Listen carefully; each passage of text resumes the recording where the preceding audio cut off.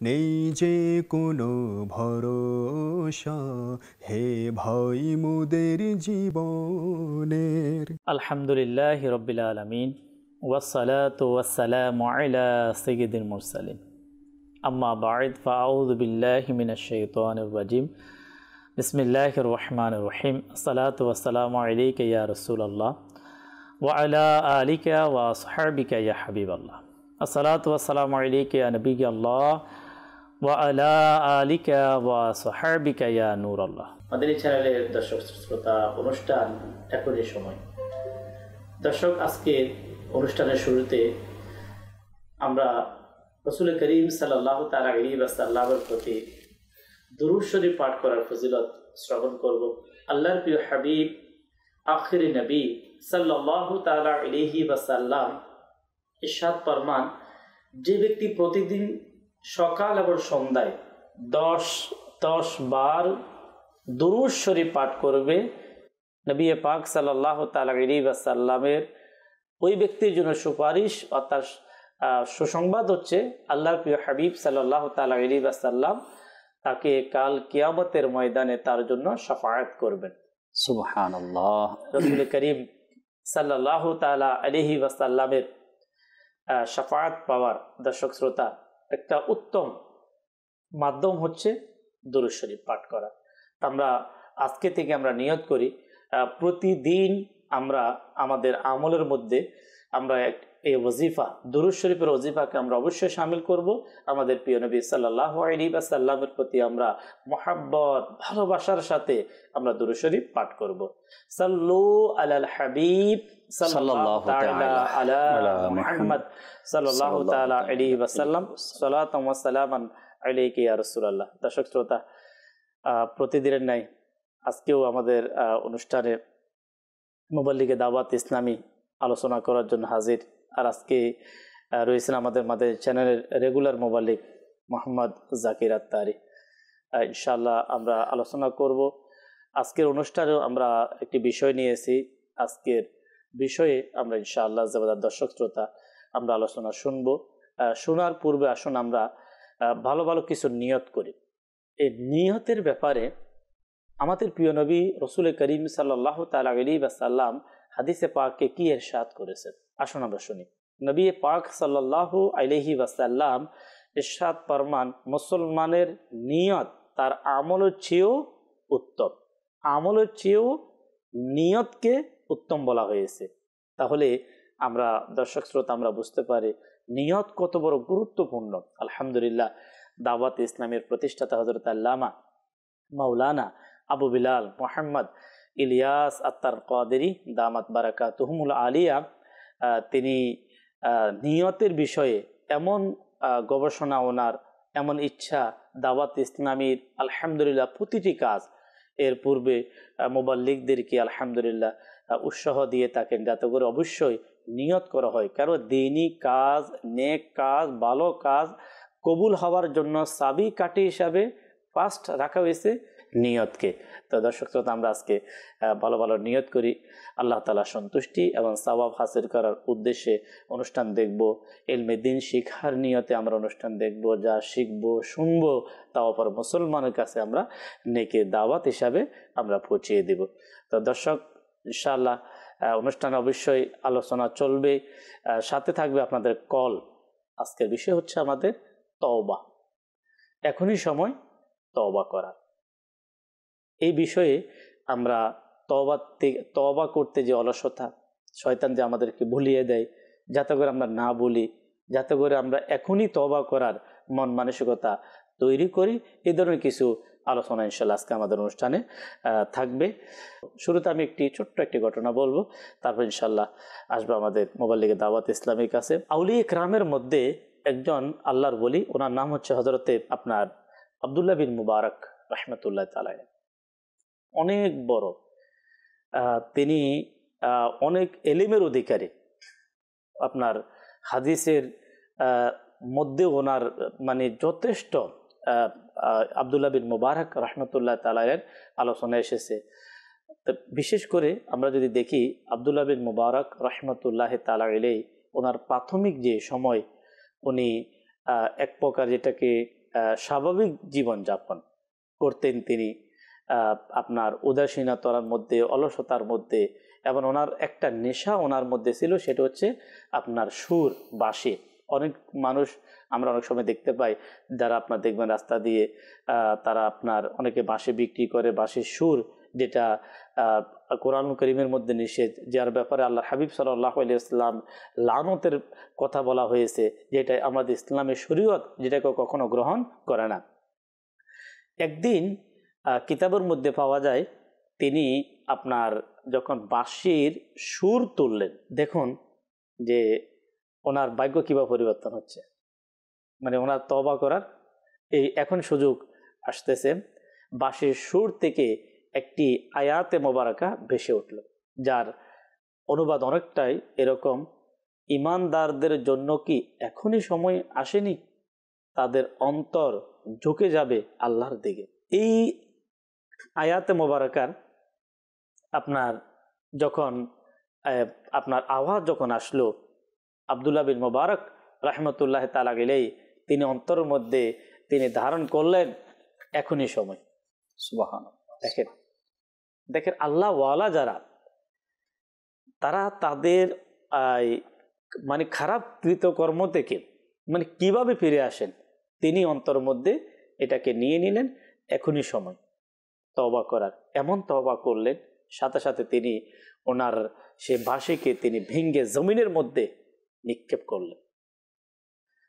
এমন তওবা করলেন, আল্লাহ তাবারক ওয়া তাআলা ওনার তওবাকে কবুল করলেন। ওনার অন্তরকে ইবাদতের দিকে এমনভাবে আল্লাহ তাআলা লাগিয়ে দিলেন, আল্লাহু আকবার। কিছুদিন যেতে না যেতেই কিতাবের মধ্যে পাওয়া যায়, উনি রাস্তা দিয়ে যাচ্ছে, একজন অন্ধ ব্যক্তি কে উনি নিজেই জিজ্ঞাসা করতে লাগলেন যে তোমার কি প্রয়োজন। তো উনি বলেন যে হুজুর, আমি এই পৃথিবী, আল্লাহ তাবারক ওয়া তাআলা আমাকে পাঠিয়েছেন, পৃথিবী দেখতে কেমন, মা দেখতে কেমন, আল্লাহ নিয়ামতগুলো আমি জানি না, আমার চোখ অন্ধ হওয়ার কারণে। আব্দুল্লাহ বিন মুবারক রাহমাতুল্লাহ তাআলা আলাইহি ওনার হাত তার চেহারার মধ্যে বুলিয়ে দিলেন, সাথে সাথে চোখের জ্যোতি চলে আসলো। যখন উনি ফিরে আসলেন, আল্লাহ তাআলার দিকে ধাবিত হলেন, আল্লাহ তাবারক ওয়া তাআলা ওনার মর্যাদাকে কত বুলন্দ করে দিলেন। কিন্তু যে জিনিসটা মধ্যখানে যেটা কাজ করেছে সেটা হচ্ছে তওবা। তো দর্শক, আমরা ইনশাআল্লাহ আযওয়াজাল আশাবাদী যে আজকে আমরা তওবার ব্যাপারে আমরা কিছু আলোচনা আমরা নিয়ে আসব, যাতে করে আমরা শয়তানের ওয়াসওয়াসা থেকে অনেক গুনাহের আপনার রাস্তার মধ্যে আমরাই নিমজ্জিত, যাতে আমরা তওবা করে আমরা ফিরে আসি। আর যারা তওবা করে আপনার ফিরে আসে, আল্লাহ তাআলা তাদেরকে অনেক পছন্দ করে। আমরা মোবালিগে দাওয়াত ইসলামী জাকির ভাই সঙ্গে, জাকির ভাই থেকে ইনশাআল্লাহ শুনবো। আলহামদুলিল্লাহ রাব্বিল আলামিন, সালাতু ওয়াসসালামু আলা সাইয়্যিদিল মুরসালিন। আজকের বিষয় তওবা, আর অনুষ্ঠান এখনই সময় তওবা করা। অর্থাৎ দুইটা গিয়ে যখন একত্রিত করা হবে, তখন শব্দটা এমনই বের হবে, এখনই সময় তওবা করার। যখন কোনো ব্যক্তির মধ্যে এমন একটা চিন্তা ভাবনা চলে আসে ইমরান ভাই, যে এখনই সময় তওবা করার, তো ওই ব্যক্তির মধ্যে এক ইচ্ছা চলে আসবে কি হ্যাঁ, এখনই যেহেতু সময়, তওবা করতে কেন দেরি করছি। একটি কিতাব আছে দুররুন নাসিহিন। এই দুররুন নাসিহিন কিতাবের মধ্যে বনি ইসরাইলের জমানার এক আবিদ ব্যক্তির একটি ঘটনা সেখানে বর্ণনা করা হয়েছে। আর এই রিসালাটি মাকতাবাতুল মদিনা থেকে প্রকাশিত নিজের সংশোধনের ব্যবস্থাপত্র। এই কিতাবের শুরুতেই একটি ঘটনা এসেছে। বনি ইসরাইলের জমানায় একজন আবিদ লোক ছিল। সে দিনের বেলায় কিছু বিক্রি করত আর রাতের বেলায় ইবাদত করত। প্রতিদিনের মতো ওই দিনকাও সেই আবিদ লোক বিক্রি করার জন্য হাঁটতে হাঁটতে হাঁটতে হাঁটতে এক রাজা বাদশাহের দরবারে চলে গেল। সেখানে গিয়ে তার দরবারে উপস্থিত হলো এবং সে বিক্রি করার উদ্দেশ্যেই ডাক দিতে লাগলো, কারো লাগবে কিনা, কারো লাগবে কিনা, যেভাবে আমরা অ্যাভেলেবেল দেখি ফেরিওয়ালারা বিক্রি করে। তো তার আওয়াজ শুনে ভিতর থেকে এক সুন্দরী রমণী বের হয়ে আসলো, দরজা খুললো।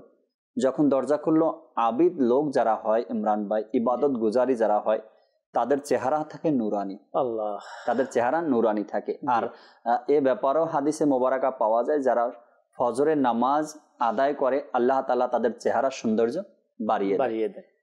তো যখন ওই এক রমণী ঘর থেকে বের হয়, দেখে এক সুদর্শন যুবক বাহিরে দাঁড়িয়ে আছে। সে বলল, আমি তোমার থেকে কিছু কিনবো, তুমি ভিতরে চলে আসো। জি। ওই আবিদ লোক ভিতরে চলে গেল। চলে যাওয়ার পরে সে তো বন্দী হয়ে গেছে, এভাবে বন্দী হয়েছে। ভিতরে যাওয়ার পরে সে জানতে পারলো এটা বাদশাহ, রাজার দরবার। আর ইনি এই দরবারের রমণী বা রানী আছে। এখন ওই বাদশাহের যে রানী আছে, সে এখন কুপ্রস্তাব দেওয়া শুরু করলো যে, হে যুবক, আমার টাকা পয়সার অভাব নেই, আমার ধন সম্পদের অভাব নেই, আমি যা বলি তুমি সেটা করো, তো তোমাকে আমি যা চাও আমি তাই দিব। এখন আবিদ যুবক, সে আল্লাহ তাআলার ভয় তার মধ্যে ছিল। সে বারবার ভাবতে লাগলো, আল্লাহ, আমি অর্জন তো করেছি অনেক দিনে, তোমার সন্তুষ্টি আমি অর্জন করতে আমার অনেক সময় লেগেছে। আসলে বাস্তব, একদিন, 2 দিন, 3 দিনেই আল্লাহ তাআলার সন্তুষ্টি অর্জন হয় না। দীর্ঘ সাধনার পরে আল্লাহকে রাজি করাতে হয়। যেমন আজকে নামাজে দাঁড়ালাম, আমি তো ভাবছি নামাজে দাঁড়িয়েছি, নামাজ পড়ে নিয়েছি, আল্লাহ কবুল করুক, কবুল করেছে, আমার পিছনের জীবনের গুনাহ মাফ হয়ে গেছে। কবুল করলে তো মাফ হয়ে যাবে, কিন্তু যদি কবুল না হয়, সেই নামাজের মধ্যে যদি ভেজাল থাকে, তো কত দিনে যে কবুল হবে না, কেমন আমরা কিভাবে বুঝি? ওই যুবক বারবার অনুশোচনা করতে লাগলো, আল্লাহ, অনেক দিনের সাধনা আমার, আমি তোমাকে রাজি খুশি করিয়েছি, তুমি আমার প্রতি রাজি হয়েছো, এখন রোজা রাখতে, ইবাদত করতে আমার কষ্ট হয় না, এক শান্তি অনুভব হয়। আমি যদি আজকে খারাপ কাজে লিপ্ত হয়ে যাই, তবে আমার এতদিনের সাধনা সব শেষ হয়ে যাবে। এটা ভাবতে ভাবতে ওই যুবক সেই রানীকে, ওই রমণীকে বলল যে, আমাকে 2 রাকাত নামাজের অনুমতি দিন, আমি 2 রাকাত নামাজ আদায় করব, তবে আমি খোলা আকাশের নিচে নামাজ পড়তে চাই। তো ওই রমণী বলল, ঠিক আছে, আমার ঘরের ছাদে চলে যাও। তো সে ওযু করে ঘরের ছাদে চলে গেল, 2 রাকাত নামাজ আদায় করলো। নামাজ আদায় করে আল্লাহ তাআলার দরবারে দোয়া করতেছে, আল্লাহ, এতদিনের আমার এই সাধনা নিষ্ফল যেন না হয়, আবার যেন আমল নামাটা আমার গুনাহ দিয়ে ভরে না যায়। আমি যদি আজকে এই মহিলার কুপ্রস্তাবে রাজি হয়ে যাই, তবে আমার এই আমল নামা তো সব শূন্য হয়ে যাবে। আল্লাহ, আমি নিজেকে নয়, আমার নিজের আমল নামাকে বাঁচানোর জন্য আমি এই ছাদ থেকে লাফ দিয়ে নিচে পড়ে যাব, যাতে আমি এই কুপ্রস্তাব থেকে নিজেকে বাঁচাতে পারি। ওই যুবক সিদ্ধান্ত নিয়েছে, ছাদ থেকে লাফ দিয়ে নিচে পড়ে যাবে। সে হয়তো মারা যাবে, না হয়তো এই কুপ্রস্তাব থেকে সে বেঁচে যাবে, দুইটার একটা হবে। তো ওই যুবক ছাদ থেকে যখন লাফ দিল, আল্লাহ তাবারক ওয়া তাআলা জিবরাইল আলাইহিস সালামকে ইরশাদ করলেন, হে জিবরাইল, যাও, আমার আবিদ জমিনে পড়ার আগে তুমি হাত পেতে তাকে ধরে নাও। যখন ওই যুবক লাফ দিল ছাদ থেকে, আর জিবরাইল আলাইহিস সালাম তাড়াতাড়ি এসে ছাদের নিচে যেখানে সে পড়বে সেখানে এসে নিজের হাত বাড়িয়ে দিল, আর যুবক এসে তার হাতে পড়লো। এরপরে যুবকটা নিজের ঘরের দিকে চলে গেল। এখানে আরেকটা কারামত তার থেকে প্রকাশ পেয়েছে, সে আবিদ থেকে। ওই আবিদ যুবকটি যখন ঘরে গেল, তো ঘরে গিয়ে দেখে সবাই ক্ষুধার্ত, এখনো বাজার নিয়ে আসেনি, রান্না বান্নাও হয়নি, না খেয়ে সবাই বসে আছে। ওই আবিদও ঘরে গিয়ে প্রবেশ করলো, সবাই ক্ষুধার্ত অবস্থায় বসে আছে। এই বসে থাকার মধ্যেই পাশের বাড়ি থেকে আরেকজন ক্ষুধার্ত ব্যক্তি আসলো, এসে সে আবিদকে বলল, আমাকে একটা রুটি দাও, আমি অনেকদিন ধরে না খেয়ে আছি। আবিদ বলল, আমরাই না খেয়ে অবস্থা, আজকে আমার বেচা কিনা হয়নি, আমি এক জায়গাতে গিয়েছিলাম, সেখানেও আমার অসুবিধা হয়েছে, আজকে আমার কোনো রুজি রোজগার হয়নি, আমি কিভাবে আপনাকে দিব? আপনি চাইলে আমার তুনদুনের দিকে তাকিয়ে দেখতে পারেন, খালি আজকে চুলাও জ্বলেনি, চুলার দিকে চুলা জ্বলেনি। ওই আগত ব্যক্তি যখন চুলার দিকে তাকালো, যেখানে রুটি পাকানো হয়, তাকিয়ে দেখে সেখানে পাকানো রুটি আছে। আবিদ ব্যক্তিকে বলল, আপনার ঘরে তো পাকানো রুটি দেখা যায়, আপনি না কেন করলেন? এখন আবিদ বলতেছে, এটা তো অবাক বিষয়, ঘরের মানুষও দেখতেছে চুলার কাছে গিয়ে, হ্যাঁ, রুটি পাকানো আছে। এরপরে ঘরের মানুষ হয়ে আবিদকে বলল যে, অবশ্যই এটা আপনার কারামত, আমরা তো ঘরে পাকাইনি, আপনি এমন কোন নেক আমল হয়তো বা করেছেন আল্লাহ তাআলার দরবারে, সেই ইবাদত, সেই নেক আমলের কারণে আল্লাহ তাআলা এই রুটি আমাদেরকে দান করেছেন, রহস্যটা খুলে বলুন। তখন ওই আবিদ বলল যে, আজ আমি অনেক বড় বিপদে পড়েছিলাম, তো আমি 2 রাকাত নামাজ আদায় করলাম, আল্লাহ তাআলার দরবারে নিজের জন্য দোয়া করলাম, আল্লাহ, আমাকে তুমি এই কুপ্রস্তাব থেকে বাঁচাও। আর এটা চিন্তা করে আমি ছাদ থেকে লাফ দিয়ে পড়লাম, জানি না কিভাবে আমি বেঁচে গেছি, আর আমি বাড়িতে ফিরে এসেছি। তো ঘরের মানুষ বলল, এটা অবশ্যই তোমার হালাল উপার্জন, আর তওবার, আর একনিষ্ঠতার, আর তোমার আবিদ তুমি যে ইবাদত করো তার ফলাফল, এক কারামত আমরা দেখতে পেয়েছি আমাদের ঘরের আর মধ্যে। এটা বাস্তব দর্শক শ্রোতা যে মোবাল্লিগে দাওয়াত ইসলামী যে ঘটনা আমাদেরকে শুনিয়েছেন, যারা আল্লাহকে ভয় করে, যারা আল্লাহ তাআলাকে ভয় করে গুনাহ থেকে যারা বিরত থাকে, যারা তওবা করে, আল্লাহ তাবারক ওয়া তাআলা তাদের সাহায্য করে। এটা কিন্তু এই যে আমরা এই যে এখন যে একটা রিয়েল একটা ঘটনা আমরা শুনলাম, এখন হচ্ছে কি আমরা নিজেরা একটু প্র্যাকটিস করে দেখি, কিছু দর্শকের কিভাবে প্র্যাকটিস করবো তা ইনশাআল্লাহ জাকির ভাই থেকে আমি জানবো ইনশাআল্লাহ। এই ঘটনা থেকে 3টি পয়েন্ট আমি বের করে রেখেছি, কি ইনশাআল্লাহ জাকির ভাই থেকে আমরা শুনবো, যেটা হয়তো আমাদের জন্য ব্যক্তির জীবনে প্র্যাকটিস করা সহজ হয়ে যাবে। আমাদের সোশ্যাল মিডিয়া যারা ফেসবুক থেকে মাদানী চ্যানেল দেখতে পাচ্ছেন তাদেরকে একটু সাথে রাখবো, যারা কল করছেন আমাদেরকে তাদেরকে সাথে রাখবো। মাদানী চ্যানেল ফেসবুকে যারা দেখতে পাচ্ছেন, আমাদের রাকিব ভাই মাশাআল্লাহ প্রোগ্রাম দেখতে পাচ্ছেন, এরপর আমাদের খলিল ভাই মাশাআল্লাহ লিখেছেন, মাসুম ভাই প্রোগ্রাম দেখতে পাচ্ছেন, আরেকজন আমাদেরকে লিখেছে অনেক সুন্দর অনুষ্ঠান, খুব ভালো লাগছে। এরপরে আমাদের জাবিদ আত্তারি, মোহাম্মদ জাবিদ আত্তারি ভাই প্রোগ্রামে আছেন। তারপর আমাদেরকে আরেকজন ভাই সালাম দিয়েছেন, ওয়ালাইকুম আসসালাম লিখেছেন, আপনারা কেমন আছেন? আলহামদুলিল্লাহ, আল্লাহ তাআলার দয়া। এরপরে নুরুল আলম আত্তারি ভাই, উনিও আজকে প্রোগ্রাম দেখতে পাচ্ছেন, মাশাআল্লাহ। এরপর আমাদেরকে একজন লিখেছেন, আসসালামু আলাইকুম, কেমন আছেন আপনারা? প্রতিদিনের মতো আজকেও অনুষ্ঠানটি খুব মদিনা লাগছে, মাশাআল্লাহ। আপনারা আমাদের সঙ্গে থাকুন, অনুষ্ঠান শেষ পর্যন্ত দেখতে থাকুন।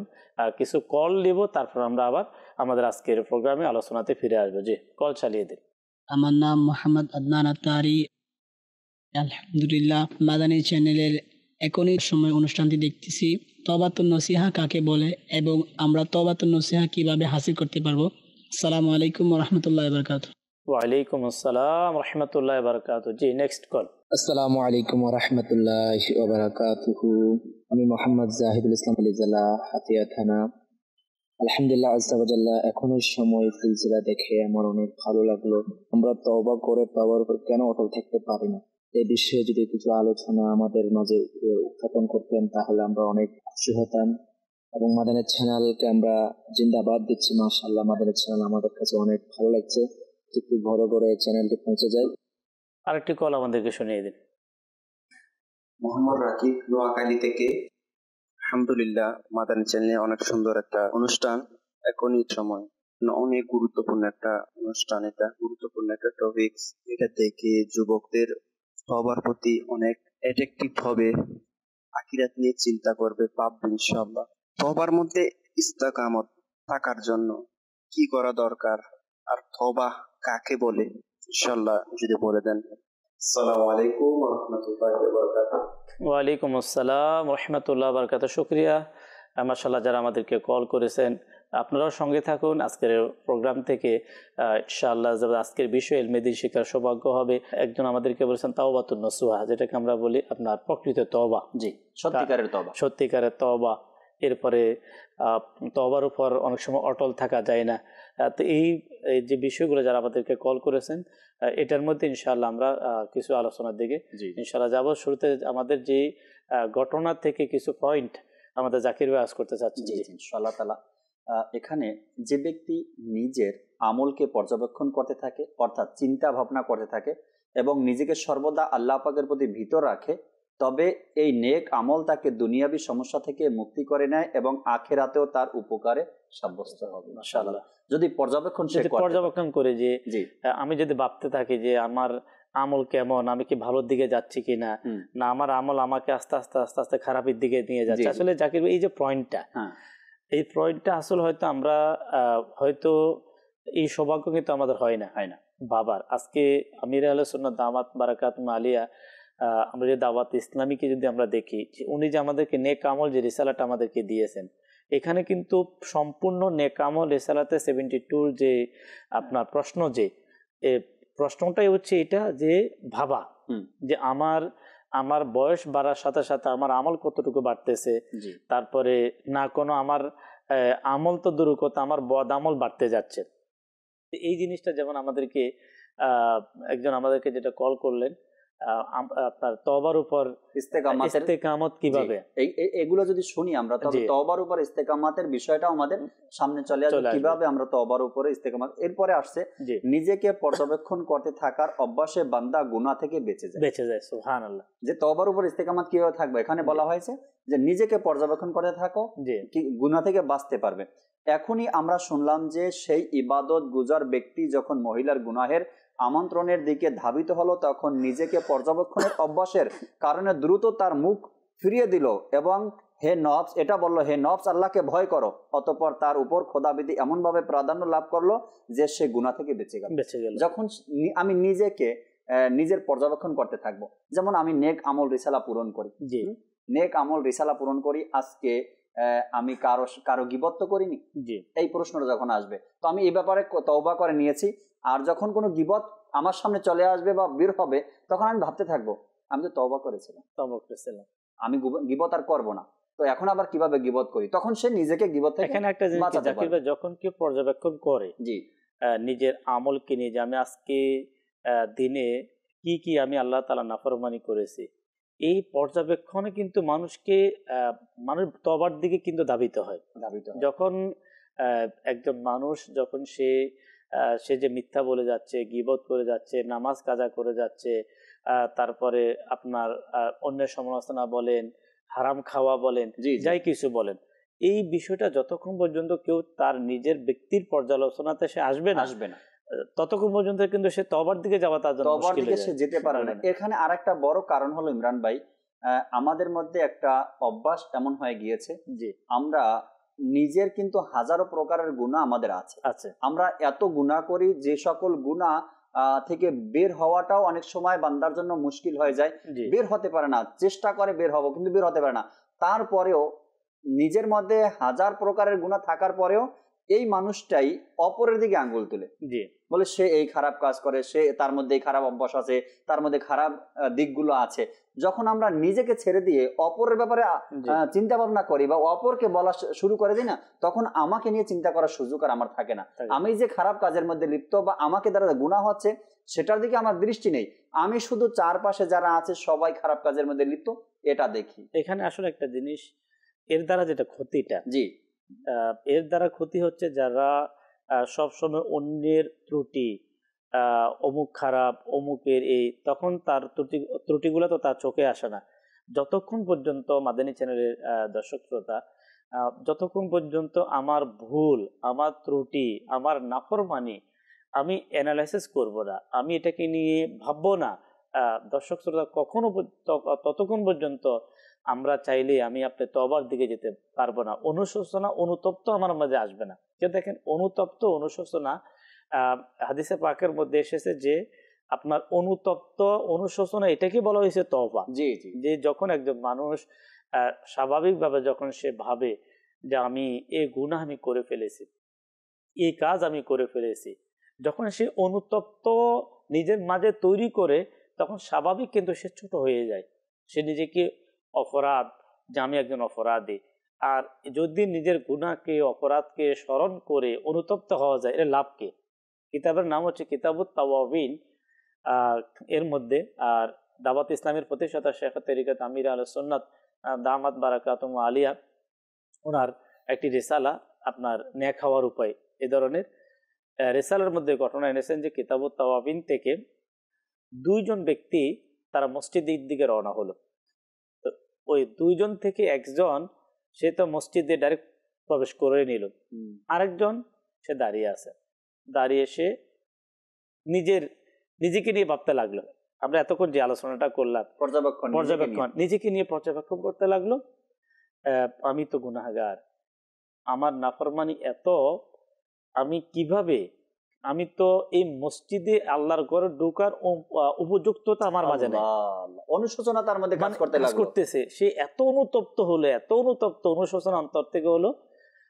আল্লাহ তাবারক ওয়া তাআলা তার এই অনুতপ্ত হওয়া, লজ্জিত হওয়াকে আল্লাহ তাআলা এমন ভাবে কবুল করলেন, তখনকার নবীর কাছে আল্লাহ তাবারক ওয়া তাআলা, যিনি পয়গম্বর ছিলেন, নবী আলাইহিস সালাম ছিলেন, ওনার কাছে ওহী প্রেরণ করলেন যে আপনি গিয়ে আমার বান্দাকে সুসংবাদ শুনিয়ে দিন যে আমি তাকে ক্ষমা তো করেছি, শুধু এতটুকু নয়, আমি তাকে সিদ্দিকিনের মর্যাদা তাকে দিয়ে দিয়েছি। সুবহানাল্লাহ। অনুশোচনা কতটা কাজে কত কাজে আসে। আল্লাহ। তো দর্শক, আমরা অনুশোচনা, অনুতপ্ত, এটাকেই হাদিসে পাকের মধ্যে বলা হয়েছে যে প্রথম যে তওবার প্রথম হচ্ছে যে অনুতপ্ত হওয়া, যে লজ্জিত হওয়া। যে আমি কিতাবের মধ্যে একজন আমাদেরকে কলের মধ্যে এইভাবে আসলো যে তওবা কাকে বলে। কিতাবের মধ্যে যেভাবে আসছে তওবার ব্যাপারে, যে তওবার 3টি শর্তর ব্যাপারে বলা হয়েছে। একটা হলো কিতাবের মধ্যে পদ্ধতি, একটা হচ্ছে আমাদের পদ্ধতি। যেমন আমাদের পদ্ধতি কি, আমরা তওবা অনেক সময় মুখের মধ্যে থাপ্পড় লাগিয়ে দিই, অনেকে কান ধরে নেই যে আমি তওবা করলাম। হ্যাঁ, এটা কিন্তু খারাপ না, একটা ভালো দিক যে সে আসলে কিন্তু সে হলো। কিন্তু মূলত আমি যদি চাই যে আমার তওবা কবুল হোক, তাহলে ওলামায়ে কেরাম কিতাবের মধ্যে লিখেছেন প্রথম নাম্বার হচ্ছে সে অনুতপ্ত হওয়া, নাম্বার 2 অপরাধ স্বীকার করা, যে আল্লাহ আমি এই অপরাধ করে ফেলেছি, আমার দ্বারা এই অপরাধ, এই গুনাহ, মানুষের সমালোচনা হোক, গীবত হোক, হিংসা হোক, সুদ হোক, ঘুষ হোক, নাফরমানি হোক, হাতের গুনাহ হোক, চোখের গুনাহ হোক, পায়ের গুনাহ হোক, সে ওই গুনাহটাকে স্বীকার করবে যে আল্লাহ আমি অপরাধ করে ফেলেছি। নাম্বার 3 নাম্বার হচ্ছে সে ওই গুনাহ পরবর্তীতে না করার জন্য প্রতিজ্ঞাবদ্ধ হওয়া, যে আমি আর ওই গুনাহের দিকে আর কখনো করব না। তো এই 3টি শর্ত যদি তার তওবার মধ্যে পাওয়া যায়, তাহলে হাদিসে পাকের মধ্যে এসেছে নবী পাক সাল্লাল্লাহু আলাইহি ওয়াসাল্লামের ফরমান হচ্ছে, গুনাহ থেকে তওবাকারী এমন, সে যেন কোনো গুনাহই করেনি। সুবহানাল্লাহ। এই সুসংবাদ দর্শক শ্রোতা যদি আমরা পেতে চাই, আমি আমার পূর্বের গুনাহগুলোকে আমি যদি ক্ষমা করিয়ে নিতে চাই, তাহলে অবশ্যই আমাদেরকে এইভাবে তওবা করতে হবে। আমরা আবারও কিছু কলের দিকে যাব, তারপরে আমার তওবা কবুল হয়েছে কিনা আমি কিভাবে বুঝবো, এরপরে তওবা, প্রকৃত তওবার আলামত কি, এই ব্যাপারও আমরা কিছু ইনশাআল্লাহ দর্শক আলোচনার দিকে যাব। কল ছাড়িয়ে দেব। চট্টগ্রাম থেকে মাদানী চ্যানেল বাংলার এখনই সময়, মাশাআল্লাহ, মারহাবা, আল্লাহ তাআলা বরকত দান করুক মাদানী চ্যানেলকে। প্রতিটি বাংলার ঘরে ঘরে এই মাদানী চ্যানেলকে অন করে দিন। মাশাআল্লাহ, আমার অনেক ভালো লাগে মাদানী চ্যানেল। আমি দেখি, আমার পরিবারের সবাইকে উৎসাহ দিয়ে থাকি এবং দেখেন, এবং আমার বন্ধু বান্ধব যারা আছে তাদেরকেও আমি মাদানী চ্যানেল দেখার জন্য উৎসাহ দিয়ে থাকি। তো আজকের অনুষ্ঠান তওবার এখনই সময়, আমরা কিভাবে সত্যিকার অন্তরে তওবা করে আল্লাহ তাআলার দরবারে ফিরে করব বা করতে পারি, এই বিষয়ে যদি কিছু মাদানী পেশ করতে। জি, পরবর্তী কল। আমার নাম মোহাম্মদ তানভীর, আমি ঢাকা থেকে বলছি। অনুষ্ঠান এখনই সময়, মাশাআল্লাহ, খুব সুন্দর অনুষ্ঠান চলছে। এই অনুষ্ঠানের যিনি পরিচালনা করছেন এবং এই অনুষ্ঠানের পিছনে যারা কলা কৌশলী আছে, তাদের সবাইকে অসংখ্য ধন্যবাদ এমন একটা অনুষ্ঠান আমাদেরকে উপহার দেওয়ার জন্য। জি, নেক্সট কল। আমার নাম মোহাম্মদ আব্দুর রহমান, আমি ঢাকা থেকে বলছিলাম। মাশাআল্লাহ, আজকে অনুষ্ঠান এখনই সময়। আমি এই অনুষ্ঠানটা প্রতিদিন দেখার চেষ্টা করি, আমার কাছে অনেক ভালো লাগে। মাদানী চ্যানেলকে অসংখ্য ধন্যবাদ এই লকডাউনের সময় এমন একটা অনুষ্ঠান উপহার দেওয়ার জন্য। আজকের বিষয় তওবা, বিষয়টি অনেক গুরুত্বপূর্ণ। আমরা তওবা কিভাবে করতে পারি জানিয়ে দিলে অনেক উপকৃত হতাম। ইনশাআল্লাহ।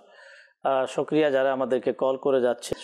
সোলোমান ভাই তিনি আছেন আমাদের সাথে, তারপরে শহীদুল ইসলাম ভাই প্রোগ্রাম দেখতে পাচ্ছেন, আমাদের জাহিদুল ইসলাম ভাই নোয়াখালী থেকে উনি আমাদের সাথে অ্যাড হয়েছেন, প্রোগ্রাম দেখতে পাচ্ছেন, মাশাআল্লাহ। এরপর নুরুল আমিন ভাই মারহাবা লিখেছেন, খোকন ভাই আমাদের প্রোগ্রামে আছেন, আরও কয়েকজন আমাদেরকে SMS করেছেন।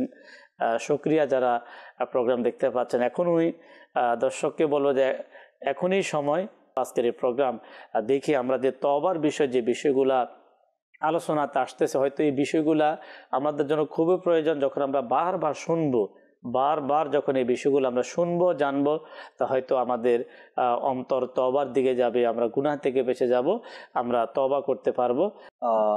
যিনি কল করেছেন যে তওবা কবুলের ব্যাপারে, জি, তওবা কবুলের ব্যাপারে অসংখ্য ঘটনা আর হাদিসে মোবারকা কিতাবের মধ্যে রয়েছে। আমি শুরুতে ফারুক আজম রাদিয়াল্লাহু তাআলা আনহুর সাথে যে একটি ঘটনা ঘটেছে আমরা প্রায় সময় শুনে থাকি, তারপরেও তওবা কবুল হবার ব্যাপারে যে আমাদের একটা আগ্রহ থাকে, এই বিষয়টা আমি যতবার এই ঘটনাটি শুনি বা আমি বলি ততবারই আমার মধ্যে আনন্দ কাজ করে। আল্লাহ কত বড় রহমান, আল্লাহ কত বড় রহিম। বান্দা তওবা করে আর আল্লাহ তাআলা ক্ষমা করার সময়ই নেন না। বনি ইসরাইলের সেই ঘটনা, তওবা কবুল হওয়ার ইতিহাস এগুলো। বনি ইসরাইলের ঘটনা, তাদের নবী তাদেরকে নিয়ে গেলেন মরুভূমিতে দোয়া করার জন্য, বৃষ্টি হচ্ছে না। আল্লাহ তাআলা ঘোষণা করলেন, তুমি এলান করে দাও তো এখানে যে আছে গুনাহগার ব্যক্তি, নাফরমান, সেজন্য বের হয়ে যায়। বারবার গুনাহ করে, বারবার নাফরমানি করে। এমন একজন আছে, তাকে একজন ব্যক্তি, সে তাকে বের হতে বলো, তবেই বৃষ্টি হবে, দোয়া কবুল হবে। তো তিনি ঘোষণা করলেন, কে আছে এমন, বের হয়ে যাও, তোমার জন্য দোয়া কবুল হচ্ছে না। দোয়া কবুল কেমন হয় দেখুন না, আল্লাহ তাআলা কত বড় রহমান, কত দয়া করে বান্দার প্রতি। যখন বনি ইসরাইলের নবী ঘোষণা করলেন বের হয়ে যাও, তো আশেপাশে গুনাহগার ব্যক্তি তাকাচ্ছে, কে বের হবে, কেউ তো নেই। আমি মনে হয় সেই ব্যক্তি। সে নিজের চাদর ছিল কিতাবের মধ্যে, সে চাদর দিয়ে তার মুখ ঢেকে নিলেন আর বললেন, আল্লাহ এই ভরা মজলিস থেকে যদি আমি বের হয়ে যাই, সবাই দেখবে আমাকে, আমার এই এত বছরের গুনাহ প্রকাশ হয়ে যাবে, আমি সমাজে মুখ দেখাবো কেমনে। আল্লাহ তওবা করছি, আমি আর কখনো গুনাহ করব না, গুনার পথ থেকে আমি ফিরে আসব। সাথে সাথে বৃষ্টি শুরু হয়ে গেল না, ইতিহাস এটা। আজ তওবা কবুল কিভাবে হয় আমরা করে দেখি। তওবা আল্লাহ কবুল করবেন, কবুলের মালিক আল্লাহ। যখন বৃষ্টি শুরু হয়ে গেল, নবী যখন জিজ্ঞাসা করলেন, আল্লাহ কিভাবে শুরু হলো? যার কারণেই বৃষ্টি বন্ধ ছিল, তার কারণেই আমি বৃষ্টি দিয়েছি। ওই নবী বললেন কি, আল্লাহ আমি তাকে দেখতে চাই, তার সাথে সাক্ষাৎ করব। আল্লাহ বলেন, না, গুনার অবস্থা আমি তো তাকে লুকিয়ে রেখেছিলাম, তওবা করেছে, কিভাবে আমি তোমাদের সামনে তাকে ওপেন করে দেই, প্রকাশ করে দেই, তাকে তার মতো ছেড়ে দাও, সে আমার বন্ধু হয়ে গিয়েছে, তওবা করে আমার সান্নিধ্য লাভ করেছে, আমার পছন্দনীয় বান্দা হয়ে গিয়েছে, আর আমি চাই না প্রকাশ করার জন্য। তওবা যদি অন্তর থেকে করেন, ভাই দেখেন, মা অসুস্থ ঘরের মধ্যে, আমি নামাজে দাঁড়ালাম, মা সিরিয়াস অসুস্থ, ডাক্তারও আশেপাশে পাওয়া যাবে না, এমন একটা পরিস্থিতির মধ্যে ওই মুহূর্তে আমার কৈফিয়াত, আমার অবস্থা, আমার মনের ধরনটা কেমন থাকে? নামাজের পরে আমি হাত তুললাম আল্লাহর দরবারে, আল্লাহ এমন একটা অবস্থা এখন বর্তমানে, মাকে নিয়ে হসপিটালে যেতে পারছি না, অবস্থাটা এমন তৈরি হয়, চোখ থেকে কিন্তু পানি পড়তে থাকে। ঠিক এই রিয়েলটাই যদি নিজের গুনাহের ব্যাপারে নিয়ে আসে, আল্লাহ আমি তো নাফরমানি করে নিজের আমলকে পরিপূর্ণ করে দিয়েছি, তোমার দয়ার ভিখারি মাওলা, তুমি মাফ করে দাও, তওবা করছি আল্লাহ মাফ করে দাও। আল্লাহ রহমান, আল্লাহ রহিম, মুহূর্তের মধ্যে বান্দাকে মাফ করে দেয়। বান্দা ক্ষমা চাইবে, আল্লাহ মাফ করবে। আসলে আমরা তওবার মতো তওবা করি। এখানে জাকির ভাই যে বিষয়টা আপনি মাশাআল্লাহ নিয়ে আসলেন সামনে, যে আজকে আমরা চতুর্দিকে আমরা বিপদগ্রস্ত বর্তমান টাইম, এই মুহূর্তে যারা আমরা মাদানী চ্যানেল দেখতে পাচ্ছি, হয়তো আমরা অনেকেই বলি যে আমরা একটা হচ্ছে একক বিপদগ্রস্ত, আর এখন বর্তমান আমরা সম্মিলিতভাবে বিপদগ্রস্ত। দেখেন, আমরা জানার পরেও আমরা সবাই জানি আল্লাহ তাবারক ওয়া তাআলা যখন বান্দা তওবা করে, ইস্তেগফার করে, নত হয়ে যায়, তখন আল্লাহ বান্দা থেকে সে বিপদকে উঠিয়ে নেয়। এই মুহূর্তে দর্শক শ্রোতা বলবো, আমরা যদি আমাদের জন্য সবচাইতে বিপদ থেকে বলেন, মুসিবত থেকে বলেন, যাই কিছু আজকে এখন আমাদের সামনে, আমরা বাংলাদেশ সহ ইন্টারন্যাশনাল নিউজগুলো আমরা সবাই দেখি, আমরা হয়তো অনেক সময় আতঙ্কিত আমরা হয়ে যাচ্ছি। এই মুহূর্তে আমাদের জন্য আমি বলবো, যদি আমরা সবচাইতে বড় কাজ যেটা আমরা হাতে নিয়ে আমরা সামনে এগিয়ে যাই, সেই কাজটা হবে তওবা। এখনই সময় বাস। আপনি নিজেকে মহামারী থেকে বাঁচাতে চাচ্ছেন, আপনি নিজেকে বিপদ থেকে বাঁচাতে চাচ্ছেন, আপনি নিজেকে নাফরমানি থেকে বাঁচিয়ে আল্লাহর সাথে আপনি বন্ধুত্ব করতে চাচ্ছেন, তাহলে আপনি একটা কাজ আপনি নেন, আপনি তওবা করেন।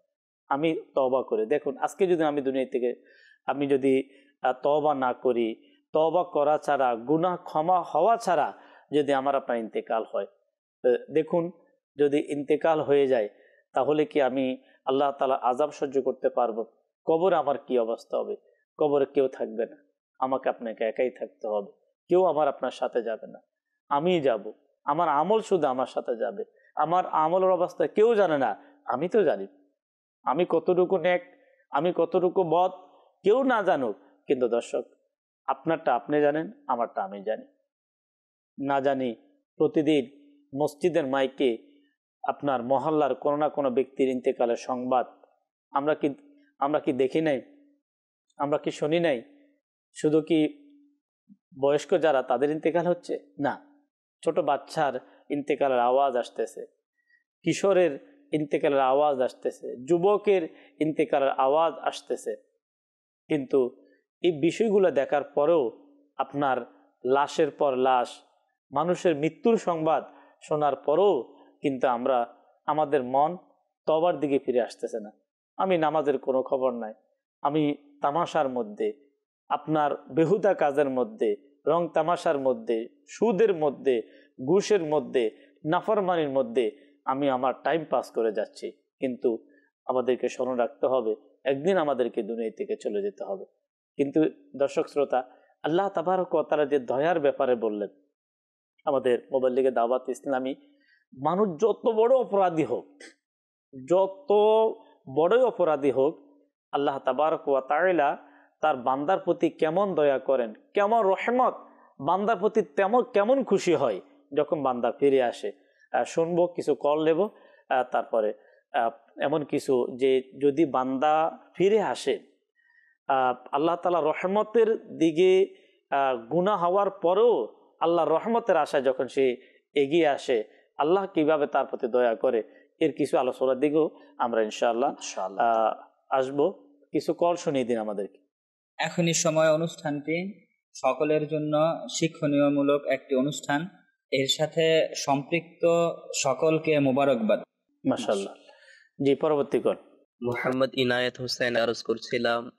মাশাআল্লাহ, মাদানী চ্যানেলের সিলসিলা এখনই সময় অনেক গুরুত্বপূর্ণ একটা সিলসিলা, আমরা অনেকে মিলে দেখছি। আলহামদুলিল্লাহ, আমরা অনেক কিছু শিখতে পারছি। আল্লাহ তাআলা মাদানী চ্যানেলকে শাদ ও আবাদ রাখুক। তওবাতুন নসুহা কাকে বলে, আর তওবাতুন নসুহা এটা কি, আমরা কিভাবে তওবাতুন নসুহা অর্জন করতে পারবো, এই সম্পর্কে একটু জানিয়ে দিবেন। মাশাআল্লাহ। জি, পরবর্তী কল। আসসালামু আলাইকুম রাহমাতুল্লাহি ওয়া বারাকাতুহু। ওয়ালাইকুম আসসালাম রাহমাতুল্লাহ। আলহামদুলিল্লাহ, অনেক সুন্দর একটা অনুষ্ঠান হচ্ছে, নতুন অনুষ্ঠানটা দেখে অনেক ভালো লাগতেছে। এটা খুবই উপযোগী একটি অনুষ্ঠান। এই অনুষ্ঠান পরিচালনা করার জন্য মাদানী চ্যানেলকে ধন্যবাদ। সেই সাথে এই অনুষ্ঠানের সাথে যারা জড়িত কলাকুশলী আছে, সবাইকে আমার পক্ষ থেকে অনেক ধন্যবাদ আর শুকরিয়া যারা আমাদেরকে আজকে কল করে আমাদের সাথে আপনারা আমাদের সঙ্গে রয়েছেন। এছাড়াও আমাদের ফেসবুক পেজ আইডিতে মাদানী চ্যানেলের অনেক দর্শক আমাদের সাথে রয়েছেন। অনেকে নিজের জন্য দোয়া চেয়েছেন, একজন ওনার আম্মুর জন্য দোয়া চেয়েছেন। তারপরে আমাদের জামিল ভাই, উনি সালাম দিয়েছেন সোনারুঘাট হবিগঞ্জ থেকে, আমাদের জাহিদুল ইসলাম জাহির ভাই। এরপর আমাদের ইমাম উদ্দিন ভাই, উনিও আপনার সালাম দিয়েছেন। ওয়ালাইকুম আসসালাম রাহমাতুল্লাহি ওয়া বারাকাতুহু, দোয়া চেয়েছেন। এই মুহূর্তে অনেকে আমাদের সঙ্গে রয়েছেন, আপনারা সঙ্গেই থাকুন। যদিও আমাদের অনুষ্ঠান ক্রমান্বয়ে সময় আস্তে আস্তে একেবারে এন্ডের দিকে চলে আসতেছে, তারপর আমরা অল্প সময়ে দর্শক শ্রোতা, বিশেষ করে যদি কোনো মানুষ তার অপরাধ যদি সে স্বীকার করে, অপরাধ স্বীকার পরে যখন সে লজ্জিত হয়, আল্লাহ তাআলা রহমতের আশায় যখন এগিয়ে আসে, আল্লাহ তাবারক তার প্রতি কেমন দয়া করে। দাওয়াত ইসলামীর প্রতিষ্ঠাতা শেখ তরিকত আমির আহলে সুন্নাত আবু বিলাল মুহাম্মদ ইলিয়াস আত-তানকাদিরি দামাত বারাকাতুহুম আলিয়া ফাইজান সুন্নতের মধ্যে বুখারী শরীফের একটি হাদিসে মোবারকা, এক ব্যক্তির যে ঘটনা এভাবে এসেছে। বুখারী শরীফের 3য় খণ্ড 446 নম্বর পৃষ্ঠার এই হাদিসে মোবারকা আমরা যদি শুনি যে কোনো ব্যক্তি, সে যত বড় অপরাধ, অনেক সময় আমরা নৈরাশ হয়ে যাই যে আমি এত গুনাহ করেছি, আমি এত নাফরমানি করেছি, তো শয়তান তাকে ওয়াসওয়াসা ধোঁকা দেয় যে তোমার আর কি, এই কথা বলে সে আবার তাকে আরো অধিক গুনার মধ্যে তাকে লাগিয়ে দেয়। না, আমরা যত বড় অপরাধী হই না কেন, আল্লাহ তাবারক ওয়া তাআলা পবিত্র কোরআনুল কারীমের 22 পারা সূরা জুমরের আয়াত নম্বর 53 কানজুল ঈমান থেকে অনুবাদ। আল্লাহ তাবারক ওয়া তাআলা ইরশাদ ফরমান, আপনি বলুন, ওহে আমার ওই সকল বান্দাগণ যারা নিজের জানের উপর অবিচার করেছ, আল্লাহ তাআলার অনুগ্রহ হতে নৈরাশ হইও না। দেখেন, নিশ্চয় আল্লাহ তাআলা সকল গুনাহ ক্ষমা করিয়ে দেন, নিশ্চয় তিনি ক্ষমাশীল এবং দয়ালু। আচ্ছা, এই পয়গামটা কার? আমাদের রব আল্লাহ তাবারক ওয়া তাআলার। আমরা আমরা গুনাহ করেছি। এই মুহূর্তে আমরা যারা প্রোগ্রামে অথবা আমরা যারা প্রোগ্রাম দেখতে পাচ্ছি, আমাদের যদি আমরা গুনাহের যদি আমরা হিসাব নিয়ে আমরা বসি, তো হয়তো আমরা অনেকে ভয় পেয়ে যাব যে আসলে আমি অনেক অপরাধ করেছি, আমি অনেক নাফরমানি করেছি। কিন্তু আল্লাহ তাবারক ওয়া তাআলা বান্দাকে যাতে নৈরাশ না হয়, আল্লাহ তাবারক ওয়া তাআলা বলেন যে নিশ্চয় আমি ক্ষমাশীল দয়ালু। আল্লাহ তাআলা কত বড় দয়া, এই ঘটনাটা আমি আপনাদেরকে শোনাতে চাচ্ছি। বুখারী শরীফের বনি ইসরায়েলের এক ব্যক্তি, সে আপনার 99 জন মানুষকে সে হত্যা করলো। স্বাভাবিকভাবে যদি কেউ ভুলে হোক, ইচ্ছায় অনিচ্ছায় হোক, কোন একজন ব্যক্তিকে যদি সে হত্যা করে, সে কিন্তু অনেক আতঙ্কিত হয়ে যায় যে আমি অনেক বড় অপরাধ করেছি। কিন্তু এই লোকটা কেমন, যে 99 ব্যক্তিকে হত্যা করলো, করার পরে সে জিজ্ঞাসা করলো আমার মতো এই অপরাধীর কি তওবার কোনো সুযোগ ব্যবস্থা আছে কি? তো তাকে কি করলো, নৈরাশ করে দিল যে এত বড় অপরাধ করে আবার তোমার ক্ষমা। তো সে কি করলো, তাকেও কি করলেন, কতল করে দিলেন। আচ্ছা, এখন সে লোকটা এমন, আপনি কিছু ব্যক্তি দেখবেন অপরাধ তো করে আবার কিন্তু অনুতপ্ত হয়ে যায়, যে মানে ভয় তার ভিতরে কাজ করে। সে লোকটা এমন ছিল, আবারও অপরাধ করার পরও সে পুনরায় অনুতপ্ত হয়ে লোকদের নিকট তওবার ব্যাপারে জিজ্ঞাসা করতে লাগলো। আল্লাহ, অবশেষে কেউ তাকে পরামর্শ দিল, অমুক গ্রামের দিকে চলে যাও, সেখানে আল্লাহ তাআলার একজন ওলি আছেন, নেককার ব্যক্তি, তিনি তোমাকে এই ব্যাপারে সঠিক পথ দেখিয়ে দিবে। অতএব সে সেদিকে রওনা হলো, কিন্তু মাঝপথে সে অসুস্থ হয়ে পড়ল। যখন মুমূর্ষ হলো, তখন সে নিজের বক্ষকে ওই অলির গ্রামের দিকে করে দিল, অর্থাৎ যেদিকে সে যাচ্ছে। সুবহানাল্লাহ, আল্লাহু আকবার। দেখুন, এখন তাকে নিয়ে যাওয়ার জন্য, আচ্ছা তার মৃত্যু হয়ে গেল, তাকে নিয়ে যাওয়ার জন্য রহমত ও আযাবের ফেরেশতাদের মধ্যে মতানৈক্য দেখা দিল। কারা নিবে, কে নিবে? আল্লাহ তাআলা নিতের ওই গ্রামের মধ্যবর্তী জমিনের অংশকে সংকুচিত হয়ে যাওয়ার কাছাকাছি যাওয়ার জন্য নির্দেশ দিলেন। এমন ফেরেশতাদেরকে হুকুম করলেন যে তোমরা কি করো, মাপ দাও। তার বাড়ি থেকে সে যেখানে আছে এই পথটাকে কমিয়ে দিল। মানে আল্লাহ তাবারক ওয়া তাআলা, এটা তো অনেক বড় দয়া, জি, যে সেটাকে সংকুচিত করে দিলেন। যখন দুটি জায়গা পরিমাপ করার নির্দেশ দিলেন, তখন সে যে গ্রামের দিকে যাচ্ছিল তওবার নিয়তে, অর্থাৎ নিজের অনুতপ্ততা নিয়ে যাচ্ছিল, তার দিকে এক বিগত পরিমাণ নিকটবর্তী পাওয়া গেল। আল্লাহ তাবারক ওয়া তাআলা সবচাইতে বড় ফয়সালাকারী। আল্লাহ তাআলা বলেন, যাও আমি আমার বান্দাকে ক্ষমা করে দিলাম। আল্লাহু আকবার। দেখেন দর্শক শ্রোতা, আমরা কোরআনুল কারীমের আয়াতে মোবারকাও আমরা শুনলাম আল্লাহ তাবারক ওয়া তাআলা দয়ালু। আমরা অপরাধ করেছি, আজকের এই প্রোগ্রাম থেকে আমরা যদি ফিরে আসি, যে আমি তওবা করি, যে আল্লাহ দয়ালু, আল্লাহ তাআলা ক্ষমাশীল, আল্লাহ তাআলা যারা তওবা করে আল্লাহ তাদের প্রতি রহমত বর্ষণ করেন। যদি এই বিষয়টাকে যদি আমরা সামনে নিয়ে যদি দর্শক শ্রোতা যদি আমরা এগিয়ে আসি, আল্লাহ তাবারক ওয়া তাআলার দয়া, আল্লাহ তাআলার রহমত, আমরা অবশ্যই আমরা আল্লাহর রহমত পাবো। আবারও বলবো, এখনই সময় আমাদেরকে তওবা করা যায়। রাবিয়া বসরিয়া রাহমাতুল্লাহি তাআলা আলাইহা, তার যে সেই সুপরিচিত ঘটনা আল্লাহ আসলে যখনই তওবা নিয়ে আলোচনা হয় না ইমরান ভাই, জি, মানে এসব বিষয়গুলোই সামনে চলে আসে কি, আরে আল্লাহ তাআলার এমন এমন বান্দারা তারা তওবা করে, এক একজন কেমন হয়। বিশ্বরে হাফি রহমাতুল্লাহি তাআলা তার তওবা, সে তওবা করে, নেককার হয়ে গিয়েছেন, ওলি হয়ে গিয়েছেন। তো মালিক বিন দিনার রাহমাতুল্লাহ তাআলা, এরপর ফজাইল বিন আয়াদ রাহমাতুল্লাহ তাআলার ঘটনা, হাজারো ঘটনা কিতাবের মধ্যে রয়েছে। তওবা করে বান্দা আল্লাহ তাআলার এমন প্রিয় হয়েছেন, জমানার ওলি হয়ে গিয়েছেন। তেমনি রাবিয়া বসরিয়া রাহমাতুল্লাহি তাআলা আলাইহি, তিনি নামাজরত অবস্থায় ঘরে ছিলেন রাত্রে। তো এক চোর আসলো তার ঘরে চুরি করার জন্য। রাবিয়া বসরিয়া রাহমাতুল্লাহি তাআলা আলাইহা তিনি দেখতে লাগলেন কি চোর ঘরে প্রবেশ করছে।